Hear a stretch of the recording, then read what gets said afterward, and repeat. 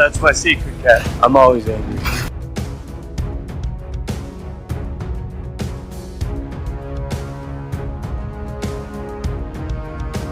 Alright. I ran out of patience. On the roost! Hey everyone, Captain, big fan of Spider-Man.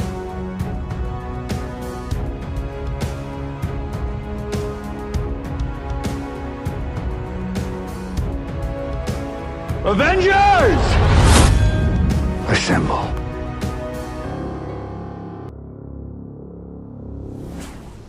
Hello, Peter. Hello and welcome to the Infinity Saga and Beyond, an MCU fan podcast. My name is Jordan, and with me, as always, talking Loki, Casey McGeorge. Oh, how's it going, everybody? It's going good. I had an eventful Thursday, so as people heard last week, I was worried about jury duty. I call Wednesday, and they say all jurors reporting Thursday, November 9th, are canceled. And I had a little celebration. And then Thursday after work, I went to see the Marvels, came home, immediately watched Loki. So it was a Marvel-filled day for me. So, what was your quick initial thoughts on the Marvels? Quick initial thoughts. Yes, because for people that are looking for my thoughts on the Marvels, I am recording my recap of that Monday evening, and I'm going to try to get it out Monday night. We're having Ron, who talked Spider-Man 2, on, and if Chris sees it on Monday, he's going to jump on too. He covered Guardians with me. No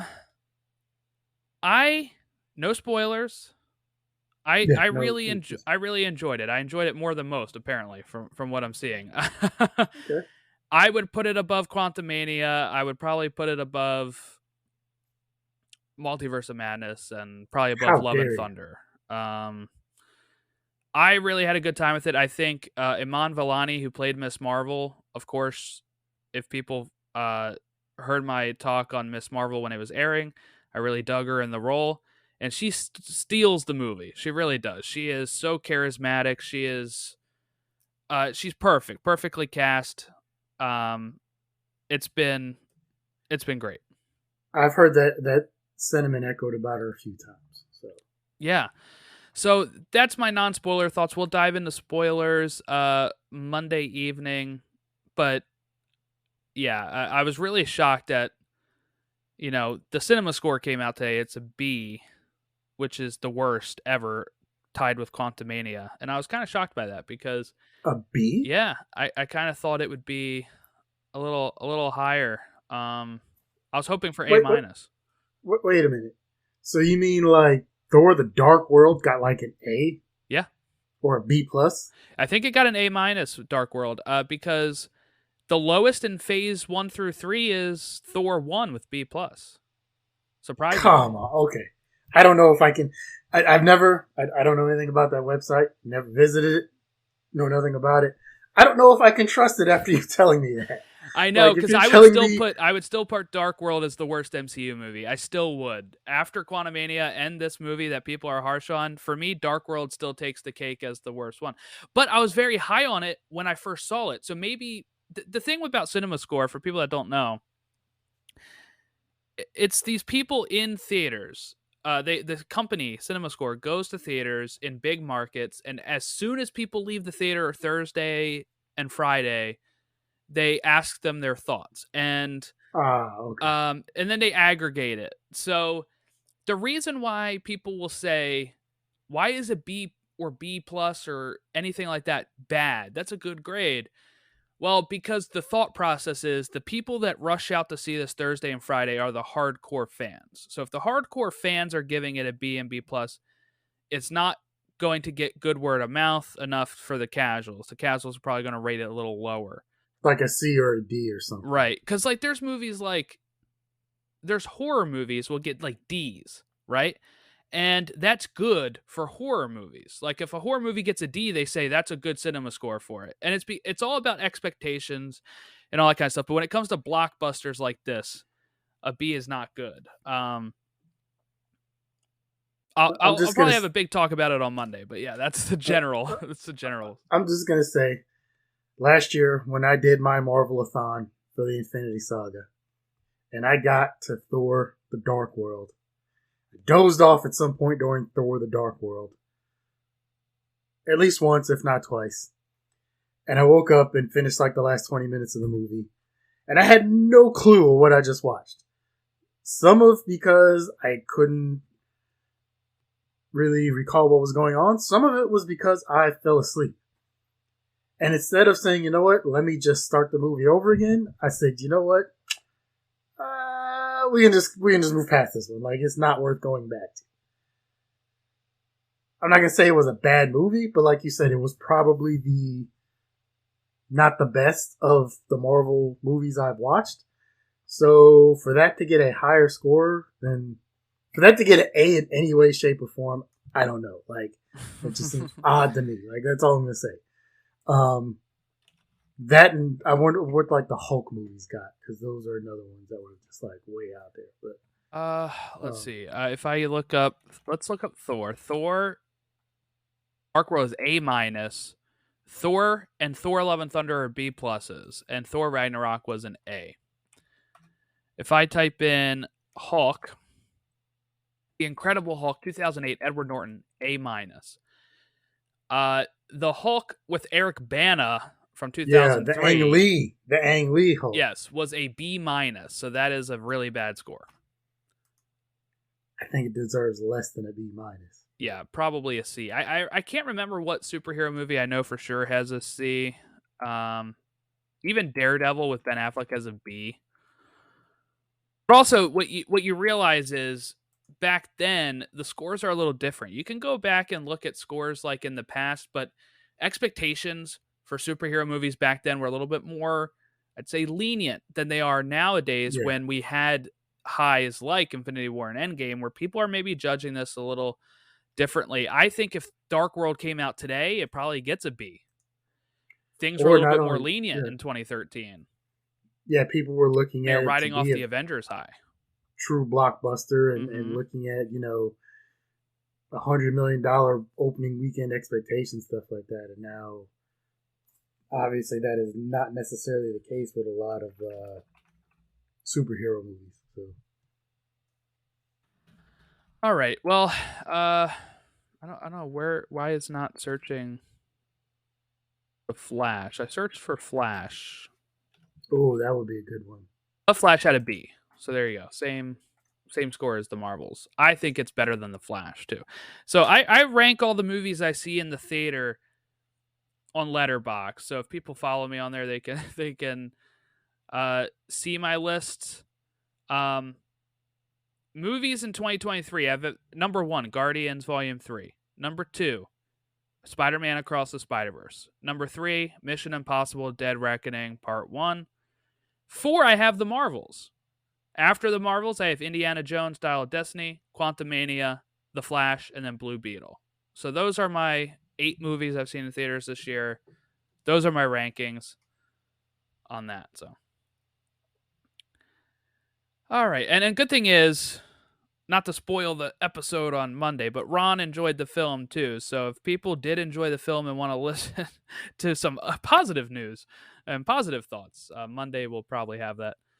And we'll dissect the post-credits scene that is causing quite a stir on social media. So we'll do all that. But we have Casey here today for Loki season, maybe series finale. Eric Martin said maybe no season 3. But let's talk about Season 2, Episode 6, Glorious Purpose, written by Eric Martin, directed by Justin Benson and Aaron Moorhead, and it aired November 9th, 2023 on Disney+. And the official synopsis was Loki learns the true nature of Glorious Purpose as he rectifies the past in this gripping finale. Casey, what was your initial thoughts of the finale that you just finished watching? Yeah, I just finished it within the last 10 minutes. That was a ride. There was a lot of twists and turns in this episode. I like it though. I can not to spoil anything. If this is the end of Loki, the series, and if this is the last that we see of the character of Loki, I'm okay with that. Not because I'm tired of the show or tired of the character, but because I think it's a fitting finale for the character, a fitting finale for the show. I can see maybe down the road there could also be he could pop up again, depending on what goes on with future projects, especially considering like Deadpool 3 and stuff like that. And I looked up spoilers, and I'm not going to say it, but with the post-credit scene for the Marvels. Oh, you did look it up? I don't mind necessarily spoilers. Sometimes it's not necessarily what happens, it's just the journey of how we get there. And sometimes I just want to see if it's even worth me, watching. But so yeah, I did see the spoilers for the post-credit scene. So yeah, but it was definitely a journey the last 2 seasons. A lot of character growth. And like I said, if this is the end of the series and or the character, fitting in. Except I'm disappointed that Loki looks like he was not wearing socks towards the end of the episode. Maybe that's a British thing. I don't know. I think it might be a Norse god thing. Maybe it's a Norse god thing.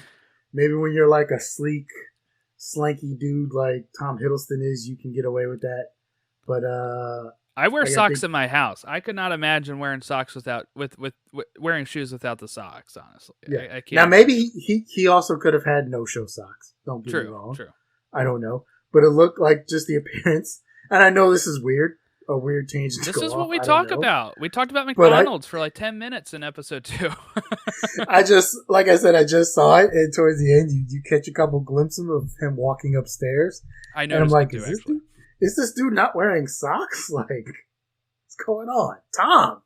And then my next question is: was this a wardrobe design choice, or was this like a Tom Hiddleston choice? Where he's just like, nah, I don't rock with socks, or was it like a wardrobe thing where they're like, nah, you're a sleek, slinky Norse god, man. Loki wouldn't wear socks. You're royalty. Yeah, you don't need to. I really enjoyed this too, and I'm actually in your boat, Casey. If this is it for Loki, I think this is fine. This is a good send-off. I don't want them to force a season 3 just to force a season 3, right? This can force more appearances of the character just to bring, unless Tom Hiddleston wants to come back, or unless they can find a natural way to have him somewhere. Don't just put Loki in something, just in whatever movie down the road, just because, hey, we got to find a way to fit Loki. He's a little tied up at the moment too. So I mean, like, the way he's kind of woven himself into that Loom almost, it's like, I don't know if he can get out of there right now. So if we were to see maybe a variant or whatever, I know a lot of people want to see him with Thor again, but I think it's fine. This is not the same Loki as the Thor that we know anyway. Like, he actually lost his Loki, and I think it's fine if he knows he lost his Loki. This is a different, he was a branch timeline that came from the Avengers Endgame. He's not the same Loki. I don't think he needs to meet with this Thor that we have. I don't know if it would really hit for them anyway. He already knows.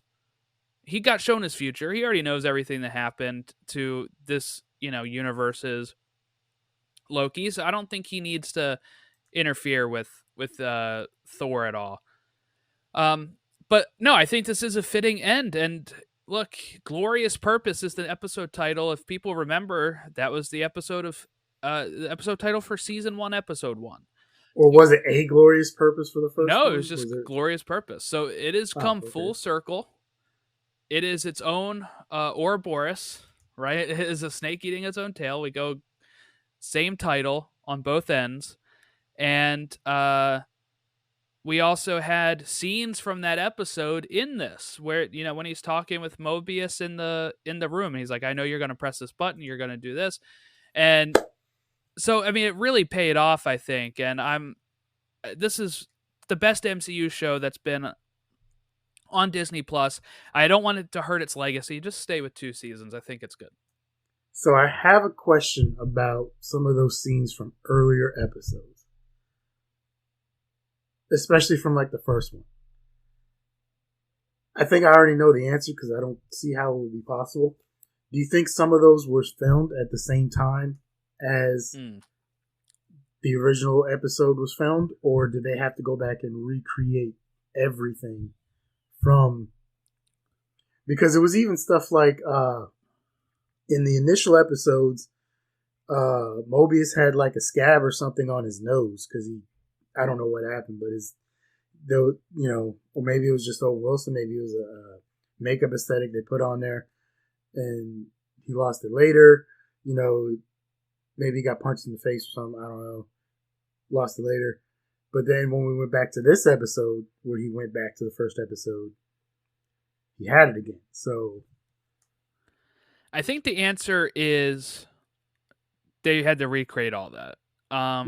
There's a few reasons why. One, they did know they were doing a second season, but they wouldn't have had anything written, I don't think. Two, they may not have had the ending yet.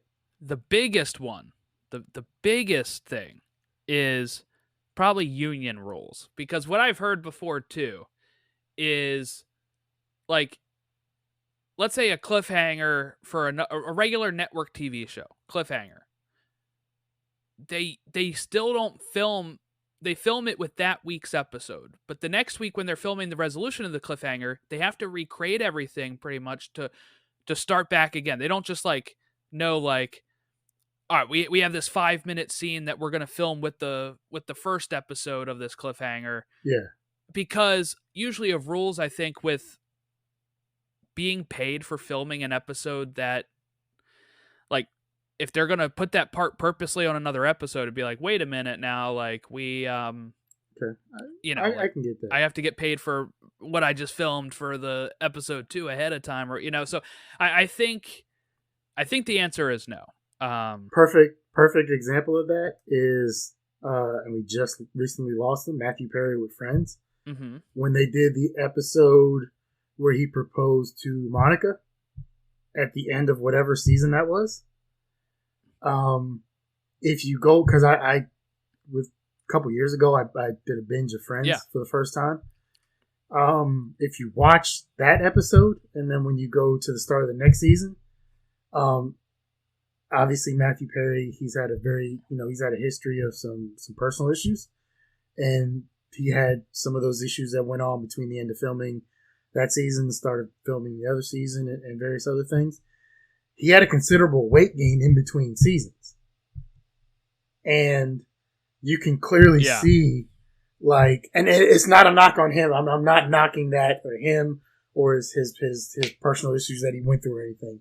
I'm just saying, you can clearly see, he was in one, I don't want to say condition, but he was going through one set of situations, the end of one season. He was much smaller and a little skinnier, and he was going through a whole separate set of other situations at the start of the next season. They recreated pretty much everything, but you can tell it was definitely it wasn't something filmed right then because Matthew Perry was a little bit thicker than the season before. But it still worked out. But that's a prime example of something where you can tell they had to recreate him getting down on his knees with Monica and doing the proposal. And some people might not notice it, but some people who know everything that went on with him, you can clearly tell, he's had some rough times there, or he's getting himself back into better condition now. Right. Yeah, that's a good example because that, and a lot of times these people write stuff without knowing the resolution of cliffhanger, so they can't film it ahead of time. That too. Now this, Eric Martin said he kind of took over season 1 after Waldron went to write Multiverse of Madness, and he said he's always envisioned this as two halves of a book, and that's why he doesn't see a season 3 happening. So it does seem like he had a plan, and I think he said when he was in the middle of season 1 at some point, Disney came to him and said, hey, we know we want a season 2, and that's why they put the little tease thing at the end of the season 1, where it's Loki will return in season 2. We didn't get anything like that in this. I think this Loki's journey is done. Tom Hiddleston was saying this is 14-year culmination for him. Yeah, I was going to bring that up. There was an interview or something that he said He hit the talk show circuit pretty much as soon as the WGA strike ended. I mean, the actor strike ended. And you know what? For him, that was picture perfect too, because right at the same time the show's ending. And you think about it, he's been playing Loki for 14 years. Like, he said he was cast at 29 and he's 43. Jesus. Not only the fact that he's 43, but just the fact that he's been playing Loki for 14 years, man, and like pretty steady. And I mean, he's a fantastic Loki, so that's just awesome. But and I know people will say, well, wait a minute, Thor was 2011, that's only 12 years, but they filmed, I think, in 2010, and he was probably cast in 2009. So yeah, he's been at it for a bit. But yeah, so let's kind of dive into the start of this episode, because I thought this episode was a lot of fun with the beginning here where he time slips, and then we immediately see, even though it's just a little bit earlier, right? I love the scene so much when, Obi tells him he has to go like faster, right? And then so Loki keeps coming back. And he's like really trying to speed talk it through. He's like, "You're gonna go down here." Yeah. Oh, the beginning of this was so great. Well, once he realized, like, okay, we're not fast enough. We're not fast enough. And he's just like, all right, he's determined. Yes. Loki's determined. Like, we're gonna get through this. How long will it take me, Obi, to learn everything you do about everything you know about? Yeah.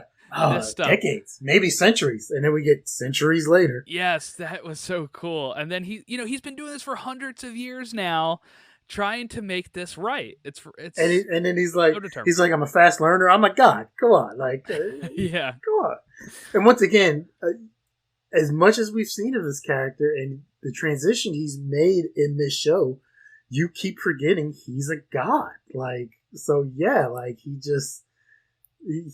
has to, like, they did a good job of kind of separating that from him in the first season, but now they still have to remind us, like, no, he is the god of mischief. He is a god, and you will not forget that.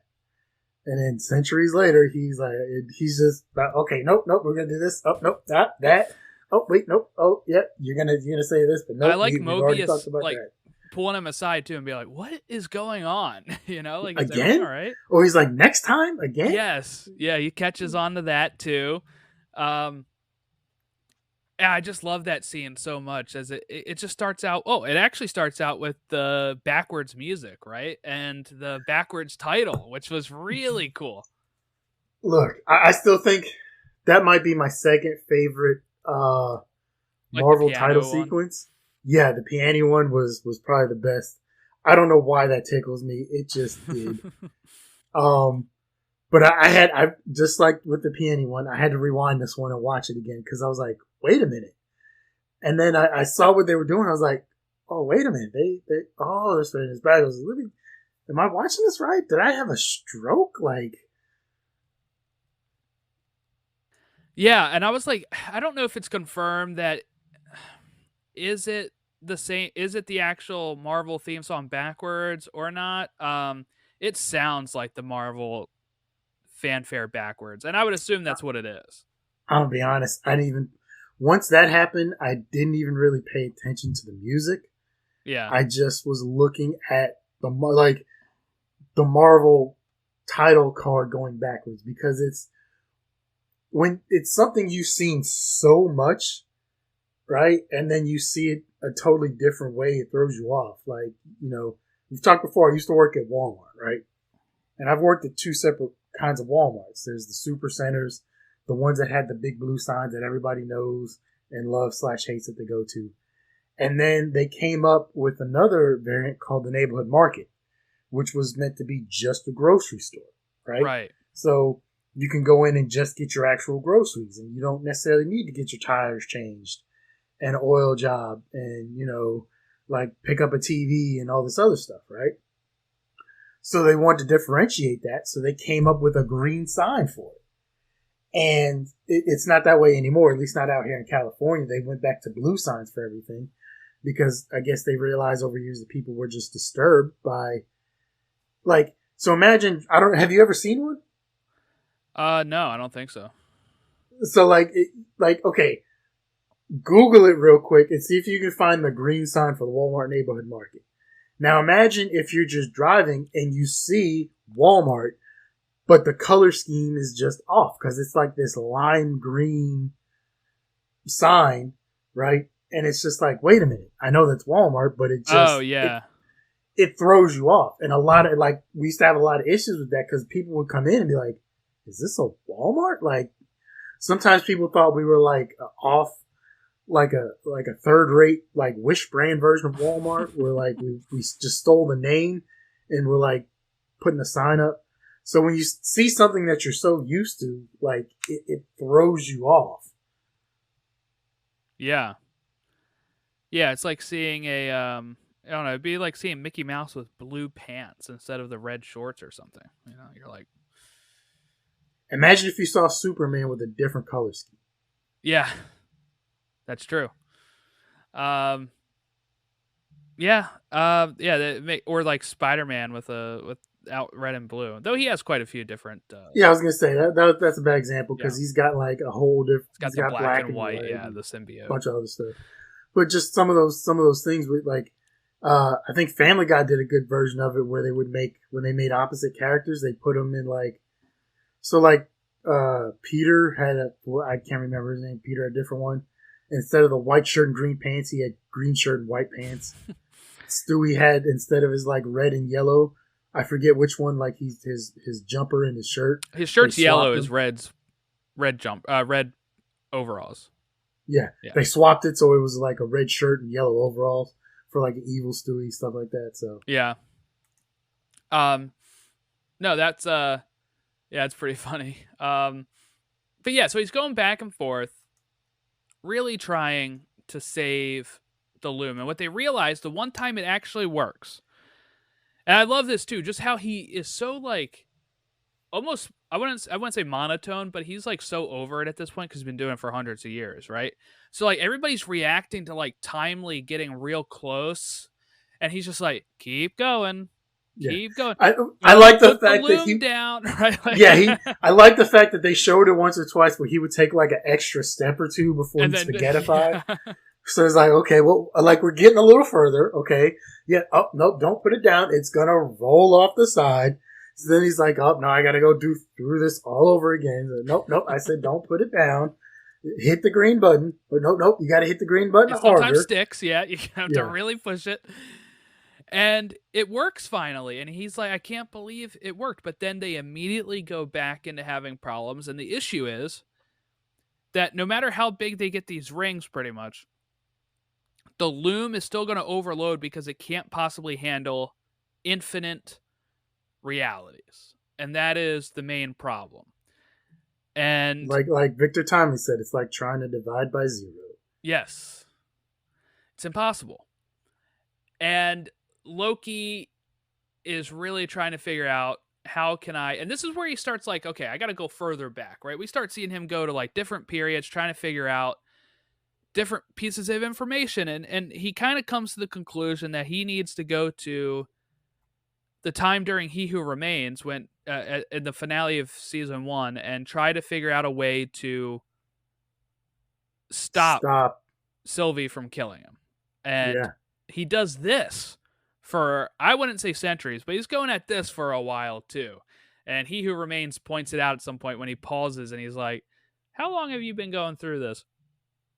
And I really enjoyed seeing the finale from a whole different perspective too. And kind of the fact that if you haven't seen any other pieces of media except for Loki, this still does make sense totally. Like this is one complete story. These 12 episodes, you can watch them and understand all those character motivations without having to have watched anything else.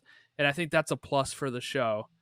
I'm sure you probably have to have some familiarity with Loki, so either watch Avengers or Endgame, and you'll probably be able to understand it a bit more.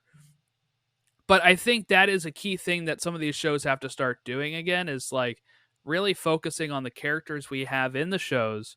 And the fact that this season didn't really have any like superhero fights, you know, like we were talking about Secret Invasion, and the biggest complaint people have with that show is that it kind of devolved into Super Skrull versus Super Skrull, right? And people kind of had a problem with that because they wanted the spy espionage stuff. Now, we're on the record that we've liked Secret Invasion more than most, but I can kind of see the point when Loki season 2 was outstanding and there was no big bad. Really, the big bad is still He Who Remains from season 1. They revisit that part, and there was no big superhero fight that had to be done. The last fight I think we even had, Casey, was this episode 2 Ferris wheel. Yeah. I mean, there wasn't a lot of action in these episodes. Mm-hmm. I think this would fall. This is how you keep budgets down, by the way, too. If I know some of the CG is still expensive, but having just sets like the TVA and not having full on action sequences, you can probably keep budgets down going forward. It's no stunt coordinators and stuff like that.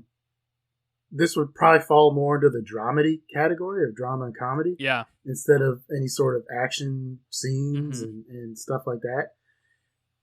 And for this show, that works. You didn't necessarily need a bunch of action scenes in general for the show. Like, to be honest, I mean, obviously I can't remember much because I didn't rewatch it. I don't think there were many in season 1. I know we had some, but there wasn't, as far as I can recall, there wasn't a ton.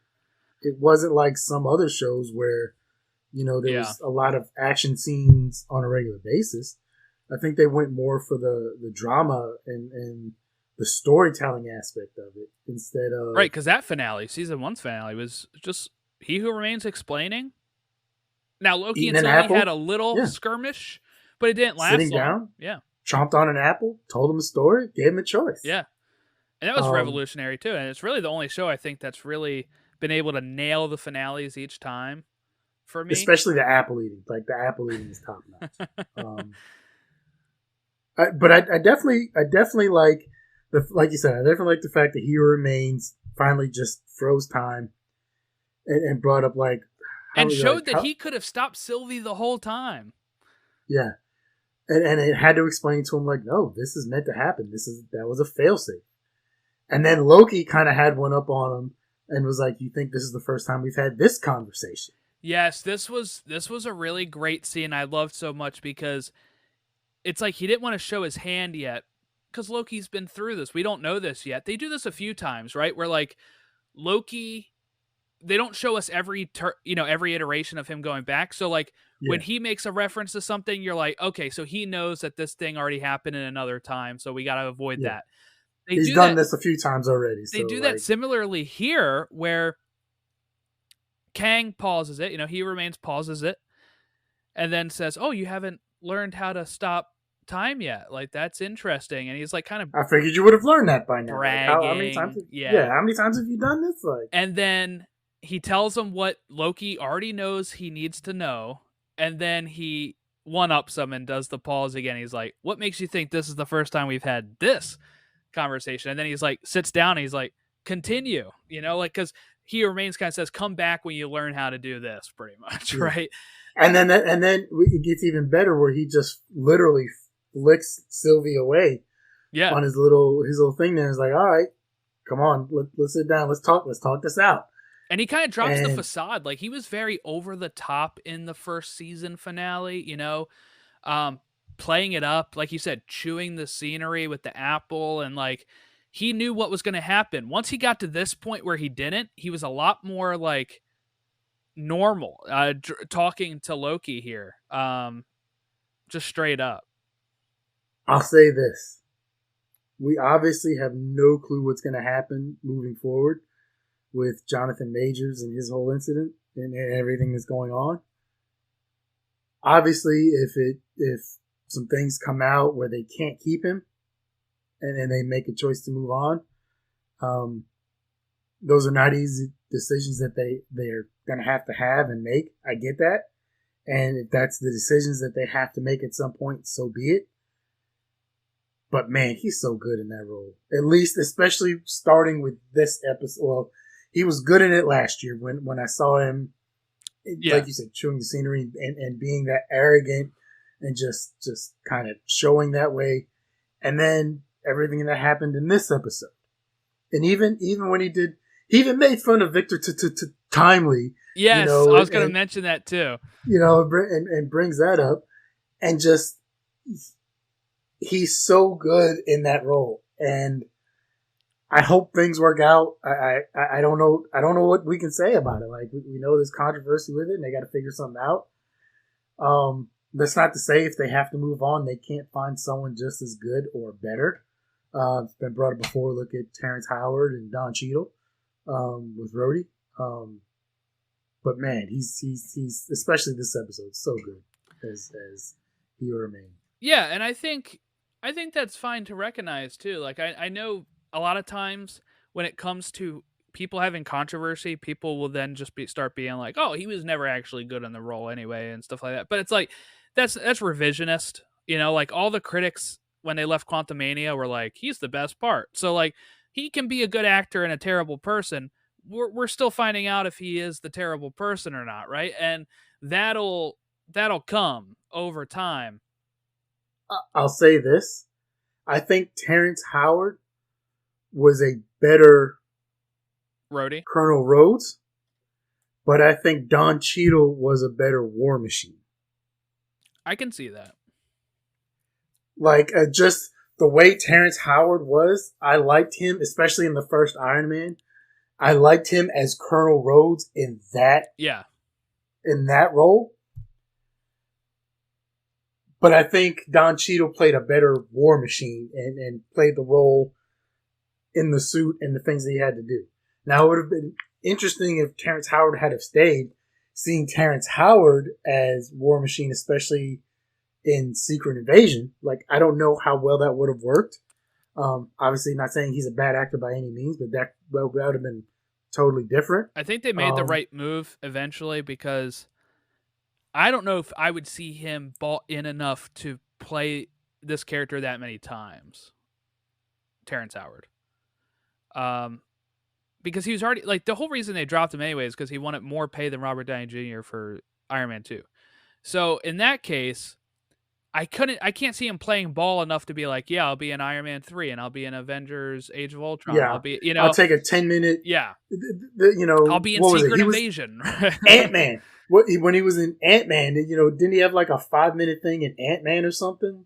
I know Falcon did. But like may have, yeah. But just a prime example like that, like Falcon was in, Ant-Man for like 5 minutes. Yeah. Like, can you imagine showing up just to like, do that? I don't know. He would have asked for so much money on those roles. He would never have done Secret Invasion. He shows up for 5 seconds in Falcon and the Winter Soldier. He would never have done that. And then look at stuff like when they like. Here's a question: when they sign these deals, I don't know if they still do, but I know for a while when Marvel sign people these deals, it'd be like an 8-picture deal or something, right? Like you're gonna play Captain America for like 8 pictures. So like if he should if Falcon, maybe he had like a 6-picture deal. I don't know. So did his little 5-minute thing in Ant-Man count as one of his supposedly things? Yes, it does. You know what I'm saying? Like, yeah. I show up for 1 day of work and that's okay. That's 1 picture down. I got 4 more to go, stuff like that. And I think their plan is to stop doing contracts like that because it's getting harder to get like bigger stars, I guess, at times where that don't want to be locked in for like 10 movies, but like they'll kind of renegotiate. Like I think Elizabeth Olsen is through her contract, but if they plan on bringing her back, she said she'll do it. It's just like she's probably going to negotiate maybe 1 to 2 at a time instead of 10. And I think she's openly talked about she's had to pass on other projects that she really wanted to do. Because like you said, she's tied to that character. And I think in the contract, it's put out that has to be the priority. So not only for her movies does she have to kind of have open availability, but for any side projects that come up, like once again, we bring up Falcon, right? They need him for this, so he's got to be available to do that. Or all of a sudden now they got to do reshoots, right? Like I read last year, one of the reasons in the shawarma scene, Chris Evans has his hand over his face is because he was filming something else and he had his beard. Yeah. He couldn't shave his beard, and that's why he's not eating. So he just had to have his hand over his face. They put a fake chin on him at one point, and then having his mouth cover it up enough to cover the facial hair. So that way, because they had to reshoot or shoot that scene, and he couldn't shoot his beard. Like, and then you have the situation like Henry Cavill with his mustache from Mission Impossible that like they had to horribly CGI out from whatever movie that was. Was it Justice League? I think. Yeah, Justice League. Yeah. So you have situations like that'll pop up. So a lot of them are starting to say, like, hey, I love the character, I love the role, but I don't want to be tied for the next 10 years where this is the first thing I have to look at every year, and then I have to plan everything else around. And there might be an Academy Award winning role that they could get, but they have to pass on because it doesn't fit the schedule. And yeah. I was going to bring up something about that I'm trying to remember now. I'm looking at my notes here. I don't remember what it was now. But anyway, it's getting back to like the Loki aspect of it a bit here. You were talking about long contracts. I guess Hiddleston had quite a long one. I know he probably renegotiated a few times, but he seems to at least really enjoy the character and want it to keep coming back. Some of these actors are not gonna be that way. There's rumors that it's been harder for them to cast the Fantastic Four because of either the two bombs previously, just like the picture, how many they want them for, and then like cost wise, like some of these actors apparently want like an absurd amount for being 1/4 of the for the Fantastic Four and stuff. So that we'll see if that's actually true or not. The reason I say that is because the rumors for Fantastic Four casting have been going back for 2 years now. I remember everybody for 2021, 2021's Comic-Con, everybody, the leakers were like, we're going to get the cast revealed. And they named the cast. And then they named the supposed cast. And then Comic-Con came and went. There was no cast announcement. Was that when we got just the logo and that was it? Like, no, the logo was already made. The logo, I think, was the 2020 Investor Day thing. I believe. The thing we talked about last week. Yeah. What was some of the original cast or some of the casting? People have been just throwing names out. Honestly, I can't even remember. I know now the rumor is Jake Gyllenhaal for Reed, even though he was Mysterio. So who knows if that's true or not. Some of the other I don't know. People have been making up stuff. People are saying Mila Kunis is going to be the thing. People have been throwing stuff at the wall. I think it might be a little bit before Mila Kunis is attached to any project. Yeah, especially after the Masterson stuff. Yeah. In all fairness, I mean, her schedule, even for Family Guy, was getting a little lighter. Even before that, like she wasn't on every single episode. Really? I haven't watched recent Family Guy. Even last year, like she wasn't necessarily on every single episode. But yeah, like I've watched all the episodes so far this season, and she was in the first one, and she's been used very sparingly. Now that could be personal. That could be could have nothing to do with that. Oh no, because they're usually far ahead of they would have been recording that stuff well before Masterson stuff, but. Yeah, no, I don't know. So I don't buy any rumors of Fantastic Four at all. I've been since these people keep getting it wrong and they keep moving the goalposts. I'm waiting for the official announcement, and that's all I can really do anyway. So what happens here is he who remains, who could have stopped it the whole time. By the way, we've learned that he has. Like you said, the ability to even flick Sylvie away, pause time, all this kind of stuff. He lets Sylvie kill him, and Loki realizes over and over and over again. Just and what does he say? He says it's about reincarnation, baby. So we learned that he knew at some point this conversation with Loki was going to happen, right? And he kind of set it up where, in my opinion, what I'm getting from it is the Victor Timely stuff. You know, we learned that he told Miss Minutes, give this book to Victor Timely. And I assume that was to get Loki to this point because he needed Victor Timely to help with the loom.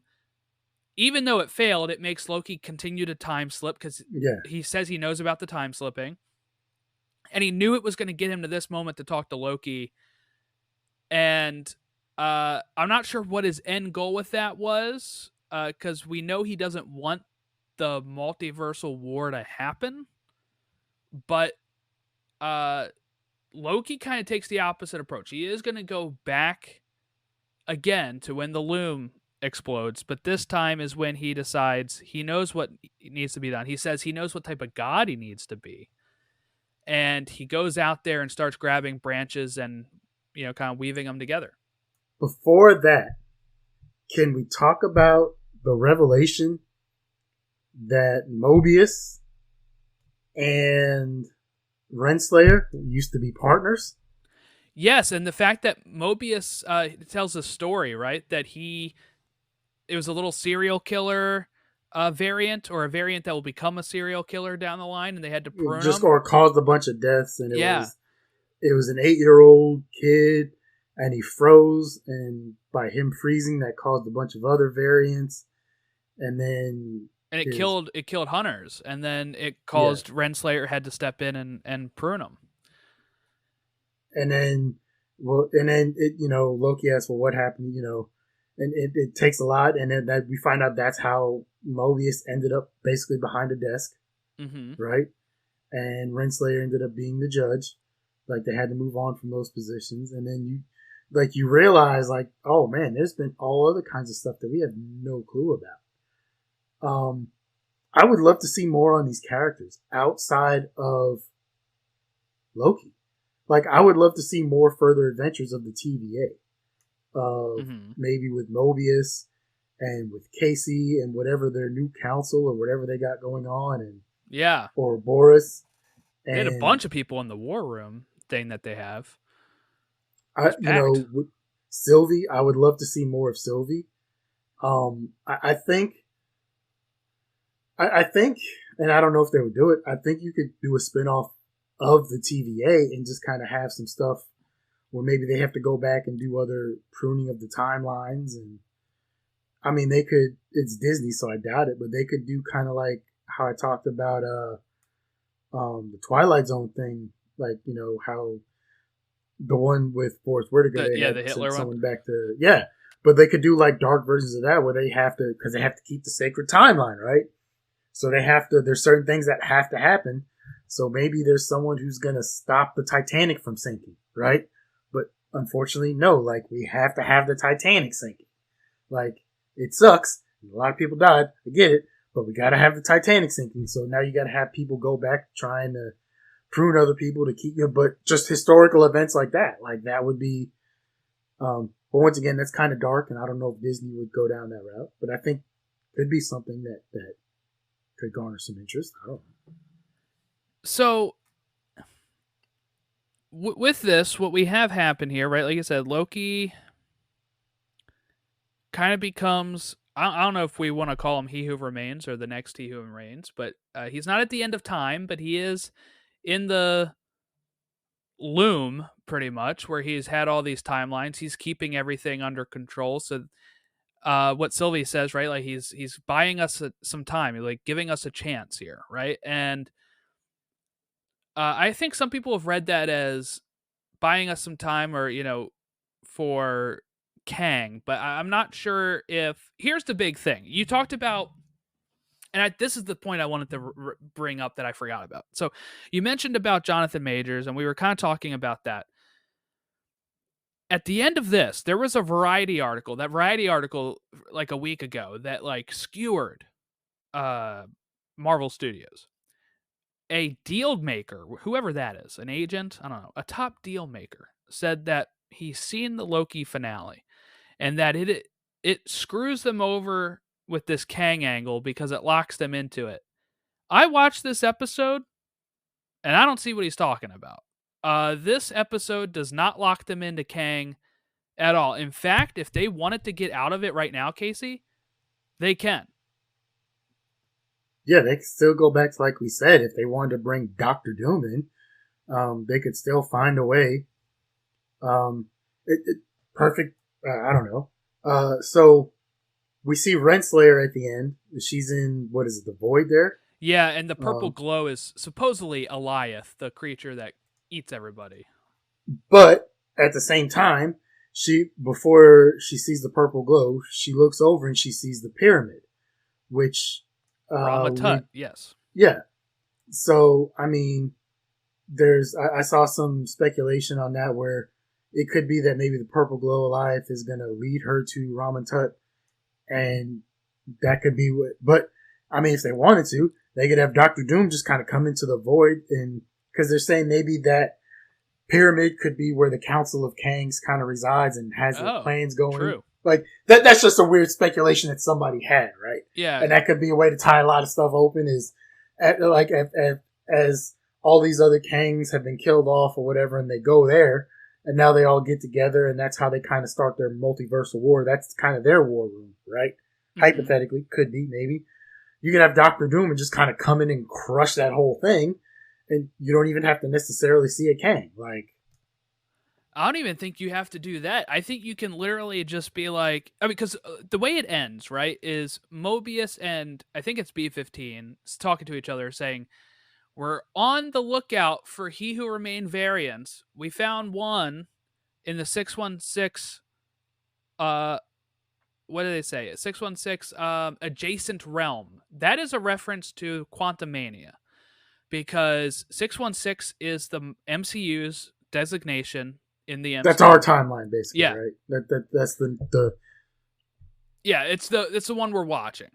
And the adjacent realm would be the quantum realm that is part of 616's universe. So that was a reference to Quantumania. And they said that it was handled, right? Like he was done or whatever. That one was whatever. At this point, all they have to say is we're on the lookout for Kang variants, and we just never have to see them ever again. And like you said, another big bad can come in and fill the void, honestly. Like, there's no need for us to see Jonathan Majors again if we don't need to see Jonathan Majors again. If they want to go the other way with it and recast, they can. If it turns out he's innocent and they're going to keep him around, they can. Like, this actually sets them up the most perfect way compared to what people were saying. There's a world of possibilities still open to them. They're not locked into like, oh, we got to figure something out of how we're going to kill this dude off or get rid of him and bring in Doctor Doom, hypothetically. It's wide open, and they can. So they're still at a point, like we talked about last week, where they can write a couple different versions of scripts and say, okay, let's write script A of if we keep. And we know if they've done that in the past, Casey. I don't know if you know this, but when they were writing Civil War, they didn't know if they were going to get Spider-Man from Sony. So they wrote 2 copies of the script, one with Spider-Man, one without. But they proceeded as if they're going to get Spider-Man.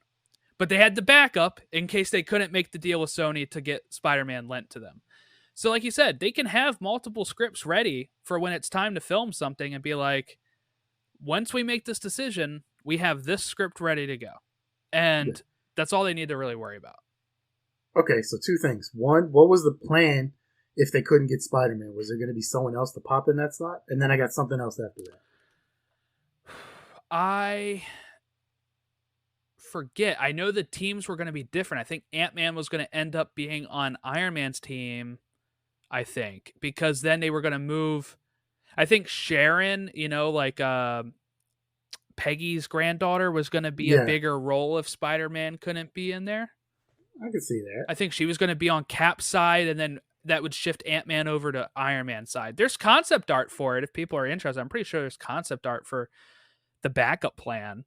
But I saw something earlier this week about Josh Whedon initially wanted they had a cameo, or for one of the movies he made, he had like a cameo or post credit scene for Spider-Man that was set, or what I read. I don't know how accurate it is. It was a post credit scene for Spider-Man, and there was a post credit scene for another big character. But I guess Feige stepped in was like, we are not wasting Spider-Man on a post credit scene. Like it's hard enough for us to try and get this character, like, because you know they were still having their fight with Sony about trying to bring him in and all this other stuff. But they were trying to bring, like, Joss Whedon was trying to bring him in for a post-credit scene, like, at the end of one of the movies. And Feige, I guess, had to absolutely put his foot down. Was like, no, we are not, like, wasting that character for just a 30-second post-credit scene. Like, no. Sorry, I'm just trying to see if I can find some of this concept art.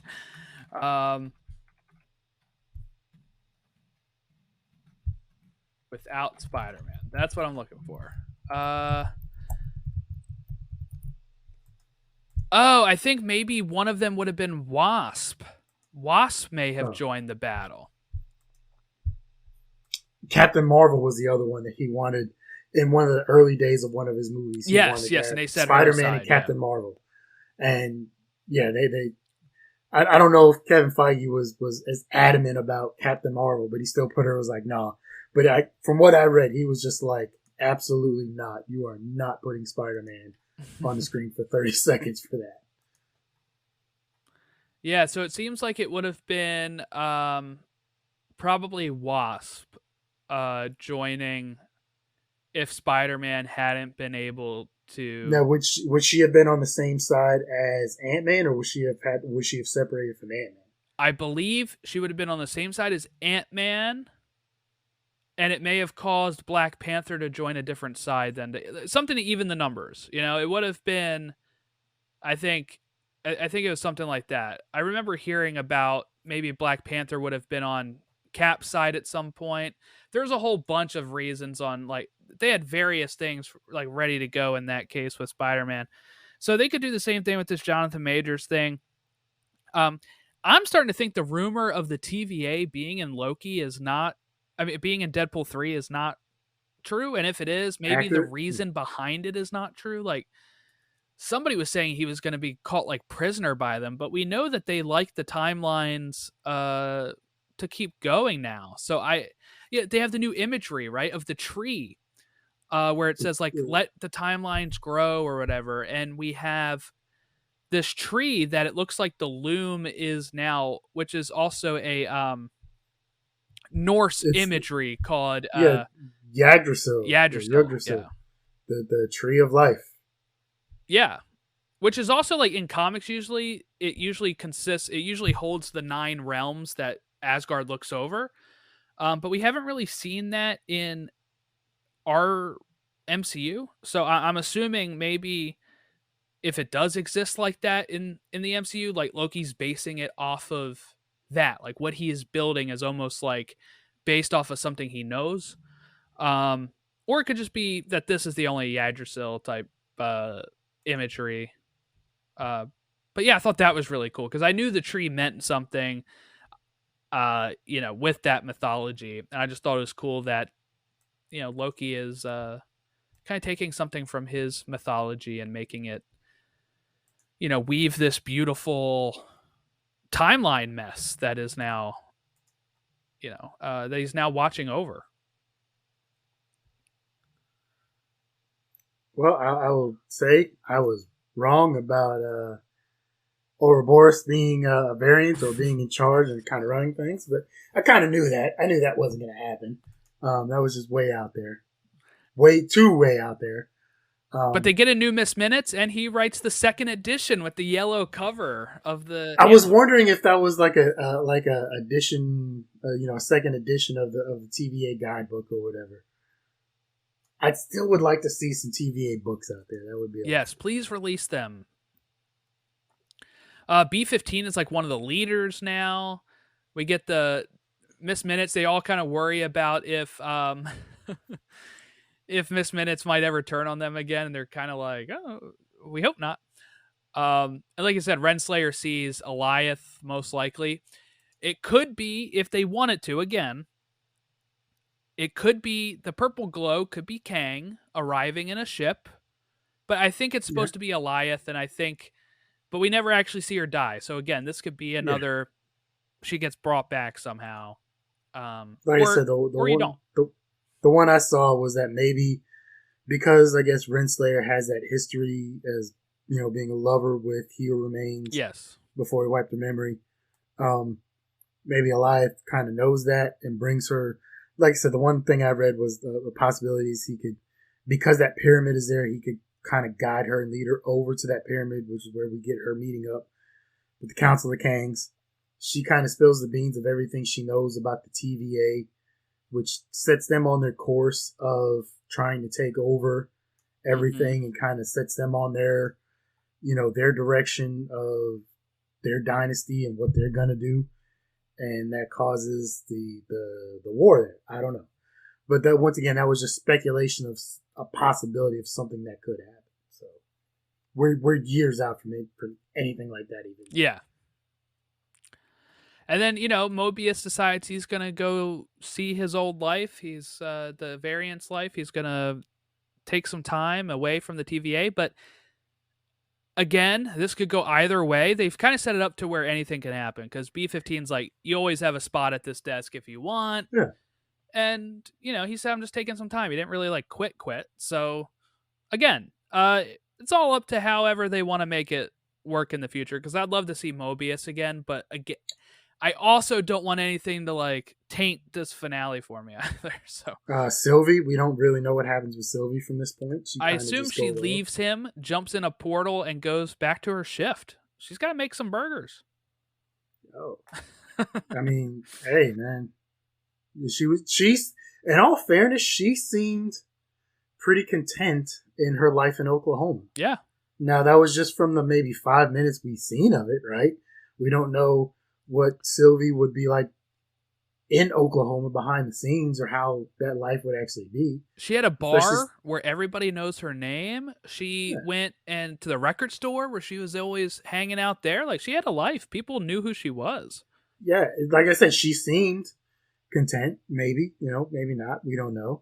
But she kind of had a thing going, and maybe she just wants to go back to that simple life of, hey, there's the bar and McDonald's, and maybe that teenager will work up the nerve to ask her out one day, and she'll let him down gently, and yeah.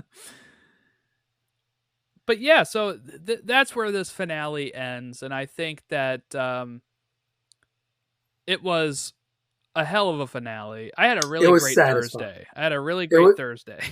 It was a satisfying finale. It definitely falls under the category of a finale where you're not sitting there mad or angry or pissed off or confused at the end of it, like what just happened. It's one of those, like we said, if this is how it ends, you're like, okay, I'm fine with that. Yes. Kind of like the Superstore finale where when that ended, we're like, you know what? I'm okay with that. Yeah. For me, finales are so special. You have to make sure you nail them. This nailed it. And very looking forward to what we get in the future, whether it's more of this. I say make Eric Martin the writers of Secret Wars or Kang Dynasty. Like, he nailed this whole time travel stuff, the timeline stuff. He nailed the show. I would repay him and say, here you go. Here's an Avengers film. And the two directors, Moorhead and Benson, they have been hired to direct Daredevil that just is being reworked. So they must have really liked what they saw from them on Loki and said, you're going to fix Daredevil for us, because we're a little worried about that. Aren't they starting all over completely? Like they're keeping some scenes and some episodes. What I assume is some episodes might get some boosted scenes in it, or they think that some of that stuff works well enough to put out. And I think some scenes they probably see and be like, okay, we can put this scene in another episode or build different context around it. But I think it's mostly going to be new stuff. I think they're just going to maybe keep the first episode or chunks of that and then be like, all right, let's rework the rest of it. Because something wasn't working for it. And what we've heard is that Daredevil didn't even suit up until episode 4. So if they're keeping whole episodes, I don't think they're keeping 4 episodes, which means because then they probably want them suited up sooner. So they're either going to insert suited up scenes in the first few episodes, or they're only keeping the first, and then they're going to have to start. Yeah, and it's not like we haven't seen him fight or in the suit since She-Hulk. the Netflix series. Well, since the Netflix series, that's what I'm saying. We've seen him in She-Hulk, and he's fought and been in the suit. So he's going to be in Echo. That you see him in the trailer for Echo too in his red suit. Briefly. So much I missed it when I watched the trailer. Had to go back and watch it again. It's not like it's a secret thing. Like they kind of built up. Like I like the suspense they built up in She-Hulk with it, right? Yeah. But at this point, it's not like, oh no, like we can't see him in the suit or whatever, blah blah blah. Now it's like, all right, we've seen it. To me, there's no reason to wait till episode 4. Maybe 2. I could push it. I could see pushing it to episode 2. Maybe at the most the end of episode 2. Leading into 3, but like that's pushing it. And this is what they're working on correcting too, because like where they're talking about maybe doing pilots and stuff again, show Bibles, is because I think they bought into the approach that people were trying to do with this show, and then they watched it and were like, "There's a little too much court drama and not enough Daredevil." It's called Daredevil, and I think that's the kind of stuff that can get weeded out when you have a show Bible and you have a pilot, and you can know at that point, do we rework it now and not rework it when we have 8 episode shot or whatever, like that's what they need to start correcting with these shows. And they just pushed some more stuff back after this strike was resolved. It sounds like they might do reshoots for Captain America. So Casey, last week, I think it was, you asked what we have in 2024 movie wise, just Deadpool 3. That's it. July. That is starting to film again. I think they said next week or right before Thanksgiving that they are starting to film Deadpool 3 again. So they're getting that back up and running for July. And then that's it for movies. We get Echo in January, all at once. I think I'm just going to binge it and then do one episode on it. I don't know how else to cover that. And then we get Agatha in the fall. In the fall. Okay, so here's a couple questions. One, so both She-Hulk and Matt Murdock, Daredevil, are attorneys, right? Do you think one show does better as an action show and one does better as an attorney kind of practice show? Like I think maybe Daredevil would do better in the action aspect. Mm-hmm. And She-Hulk might do better with the attorney at law aspect, especially considering you need a lot of like CGI and motion capture for that. Daredevil's more action scenes, so there's maybe some more fight choreography. Like they could kind of split that in that aspect. You still maybe need some of like some attorney stuff with Daredevil, but not a ton. I think just to answer that point with the budget She-Hulk costs, because they have her being hawked out a lot and some of that stuff, I think it works better as a courtroom drama comedy thing, and then have her She-Hulk up every so often when whatever. A couple times a season or something like that. 2, they've been pretty good. I don't know if they've ever... I don't know how many shows they've done the binge drop like that, like they're going to do with Echo. Right, I know a lot of them have been week by week, including their Star Wars show. So I don't know how many other ones they've done where they've just dropped it all at once. Do you think that says something about their confidence in Echo, where they're just saying, you know what, instead of being able to get it week by week, here's just the show. Like, let's just get it out there and deal with it and then move on. That was some people's thoughts of like, oh, they're not very confident in it then because they're dropping it all at once. What I think they're actually doing, because the trailer released and everybody thinks it looks really great, and it's TVMA, nobody really knew that was going to be what it was. I think they're testing it out. I think they're looking at, all right, we've had Marvel weekly releases. Some of those shows have been going lower, And then The what happens more is once the finale airs, you kind of see a spike of viewership. So I oh, think they because some might people be just want to wait and binge it all at once yeah. instead of the week by week. Yeah, so I think they might be like, all right, now if we give you a show that's bingeable right now, does that give us higher numbers than if we did week to week? And I think they're starting to play around with how should we approach this stuff going forward? The same way that they did with Ahsoka and Loki this time of being like, okay, no more 3 a.m. Eastern. How about 9 p.m. Eastern the day before? And I think that's been really good for them in the sense of kind of getting it out there more in the public eye, being like, tonight, watch this new episode, almost like old school television. Yeah. Instead of, yeah, because the whole, like, I remember when season 4 of Arrested Development dropped on Netflix when it was making the comeback after it got canceled from Fox. And it dropped at like, I was in El Paso, Texas at the time. And it dropped at like 1 in the morning or something. Now, I just got out the military and I was in between coming out here to go to school. So I was literally just like sitting at home doing nothing. So I was able to stay up and watch it. And I binged like the first 3 or 4 episodes.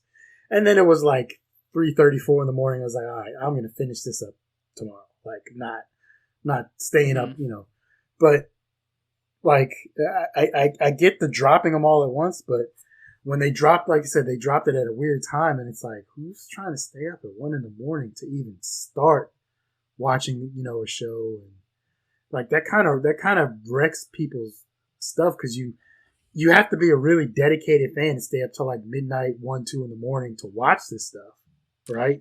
I only watched one at 3 a.m. and it was a Mandalorian season 2 episode that Ahsoka appears in.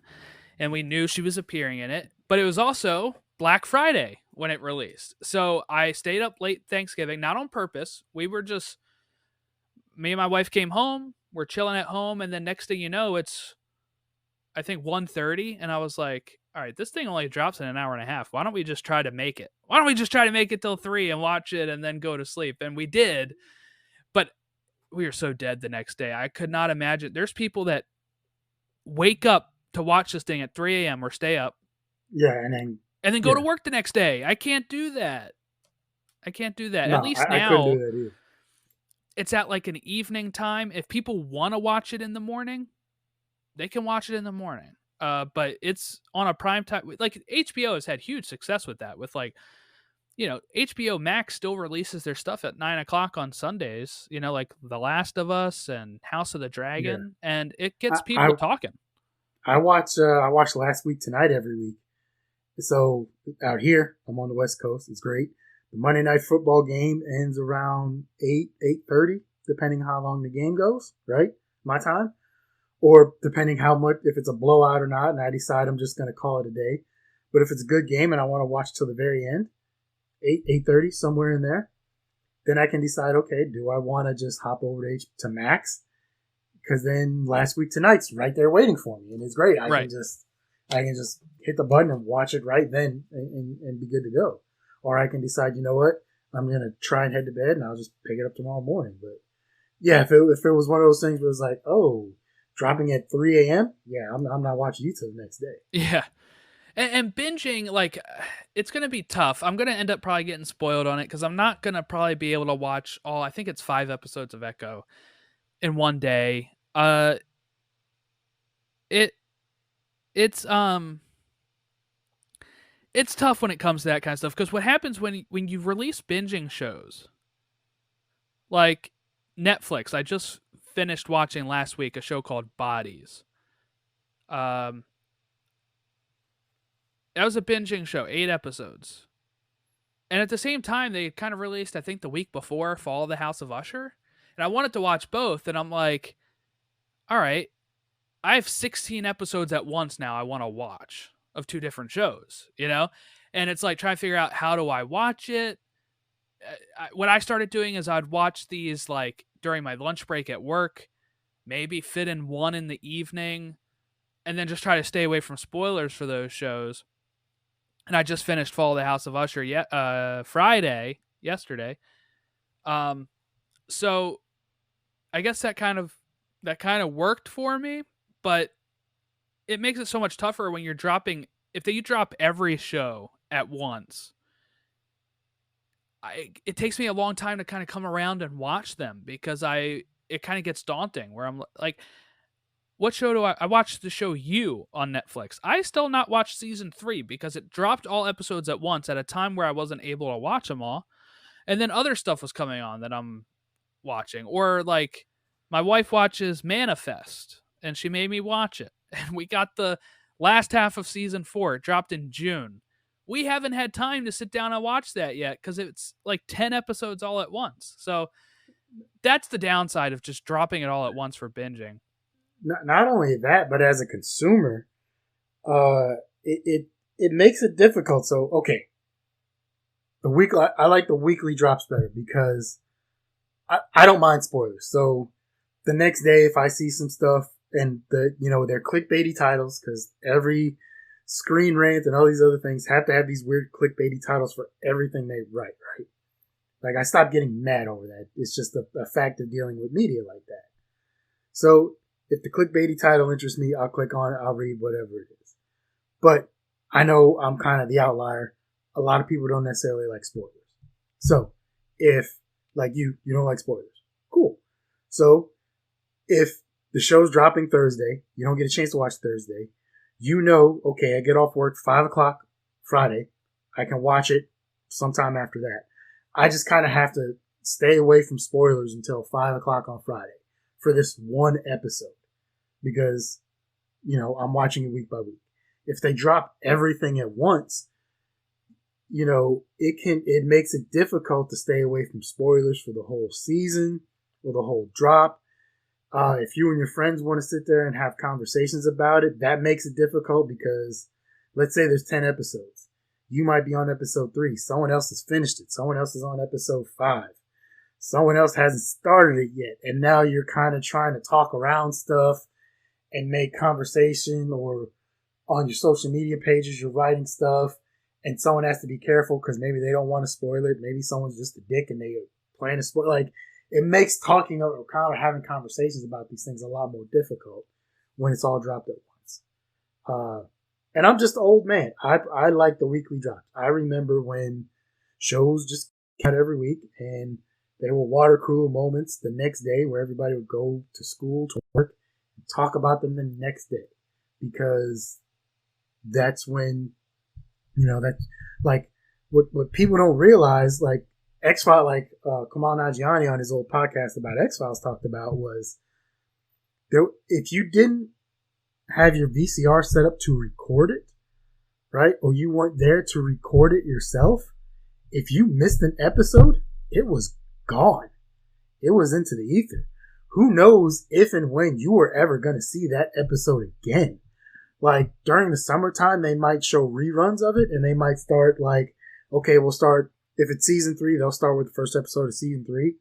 But you don't know if they're going to have enough time, depending on what their schedule is, because of summer events and various other things that they're going to be able to show. Sometimes they'll put like sometimes what you'd have to wait for is like a VHS that has like, here's 3 episodes of the show in one. That was the thing. Pack. Like, yeah. So they, before they started doing box sets of everything, they'd be like, here's these random 3 episodes of the X-Files. And, season 3, episode 2, season 3, episode 9, and season 3, episode 15. And you're like, okay, those might be good episodes, but like, if you missed episode 6, like, until you happen to like maybe look through the TV guide to see like that was the episode you needed to catch, if you missed it, it was gone. And you might not ever get to see it again. So, it's one of those, I like the fact that we have DVRs and stuff like that now and it's on demand where if you want to watch it, like, because as you get older and you have more responsibilities and you can't just necessarily like come home from work or school and just sit right down and that's all you're going to do. Like, you can plan out stuff like, I have these other commitments, I have these other responsibilities. I got to mow the lawn. I got to take care of stuff around the house, but I can carve out an hour on it, like, on this day to watch it. Yeah. Like, you can do that instead of like, I have to watch it right now, otherwise I'm never going to see this again. That's what I've been doing with, like, when they did this for Ahsoka and Loki. Like, I carve out that hour on Tuesday night when it was Ahsoka, Thursday night when it's Loki, and we've just been, my wife and I sitting down for that hour. Like, all right, we're watching this show, and it's worked out. It's been a lot of fun, and like the discussions online are something that's really worth having the weekly release, and not like as we see with some shows on Netflix, they come and they drop it, and then people watch it and they're talking about it for maybe a week or two, and that's it. that's it. And this format allows us to be able to do 6 weeks of this show, which has been great. So hopefully the Echo thing is just like a thing that isn't going to become the norm for them, because I really like being able to talk about these shows weekly and have theories, and we would never got your OB theory if we didn't do my horrible take that OB was the one pulling the string. If we had it not weekly, because we would have watched all 6 and then been like, oh, that was good. I have to say this though, I am somewhat disappointed we did not get Alligator Loki or like Beaver Loki or something like that. This was a fantastic season of the show. Both seasons have been great. They are definitely up there for me. But I wish we would have had Alligator Loki again. Yeah, we didn't get any Loki variants except for Sylvie, but I kind of liked that they were able to focus on just the characters that we already knew and loved. So that was a big plus for me. I think that's a good way to do it. Season 1, introduce all the wacky stuff like that, and then season 2, exploring it through the characters like they did, I thought worked really well for this story. But that about wraps it up. Any other thoughts? I'm not sure if I can see Mobius as a hunter, to be honest. Yeah. Yeah, it's a little. Did he have his mustache when he was hunting, or no? Or not even just Mobius, or Renslayer? Yeah, I mean, they might have been good at it. I don't know. Like, tough job. In all fairness, when I was getting ready to join the army out of high school, there was a lot of people who were like, "Yeah, I don't think you're going to make it. I can't see you doing that." And I did it for 17 years, so it is what it is. But just the character of Mobius that we know and have seen, and the character of Renslayer that we know and have seen, I don't see them as hunters. Kind of hard seeing them partner up too, but I definitely don't see them as hunters. But that's just me. All right. Well, that is Loki season 2. A fantastic season. If this is it, this was great, and looking forward to see what comes next here. Later this week, Monday. I guess that's next week. I don't know. Monday, I'll be recording the Marvels with definitely Ron. Depends on if Chris can see it on Monday afternoon, and then the 3 of us, if so, will discuss that film, and then we will, I guess, shortly take a break for a bit. I need to probably take a little bit of a break, and then we will definitely Echo is in January. I think Christmas time is still when What If is supposed to drop. I don't know if that's all at once too, or weekly. So I'll be talking What If whenever that comes back on.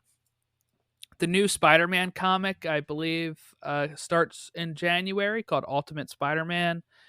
And I think the plan is for Ron and I to read that and just kind of monthly do like short 20-minute episodes about the issue and what we're thinking of that new Ultimate comic line for Spider-Man. And then, I mean, after Echo, we don't really know. So I'll find some good stuff to talk about on here, and we'll have some fun. I have some episode ideas that I'm thinking of right now. Casey and I will still be going on films for the very first time each week. I just dropped the Terminator episode. Next week is the Two Towers Extended Edition for Lord of the Rings, as we're going through both of those trilogies, Lord of the Rings and the first Terminator trilogy that we're going through. Yeah, so make sure you check that out. That's just called Films for the very, very first time. You can find that on all your pod catchers and YouTube for the video version. So have a great rest of your week. We will catch you next time, whenever that is.